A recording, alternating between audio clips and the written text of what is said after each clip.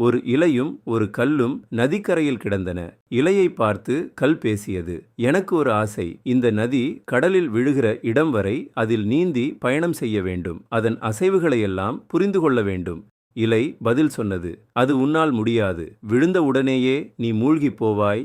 ஏன் என கேட்டது கல். நீ அடர்த்தியாய் கனமாயிருக்கிறாய். கனத்திருப்பதால் உன்னால் வளைந்து கொடுக்க முடியாது.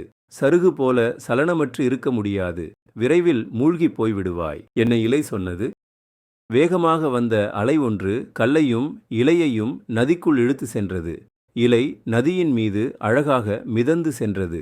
சுகமான பயணத்தை தொடர்ந்தது. கல் அடுத்த நொடியே நதியின் அடியில் சென்று அமர்ந்தது. கல் திடமாக இருந்து நதியிடம் தோற்றுப்போகிறது.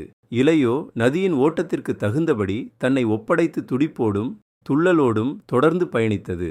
தலைக்கணமற்ற மனிதர்களால்தான் இந்த இலையைப் போல வாழ்க்கை நீரோட்டத்தில் தொடர்ந்து பயணிக்க முடிகிறது. வளைந்து கொடுக்காமல் கெட்டியாக இருக்கும் மனிதர்கள் வாழ்க்கை எனும் நீரோட்டத்தில் மூழ்கிப் போய் விடுவார்கள். நீங்கள் இலையைப் போல வளைந்து கொடுப்பவர்களா, இல்லை கல்லைப் போல கனமாக இருப்பவர்களா?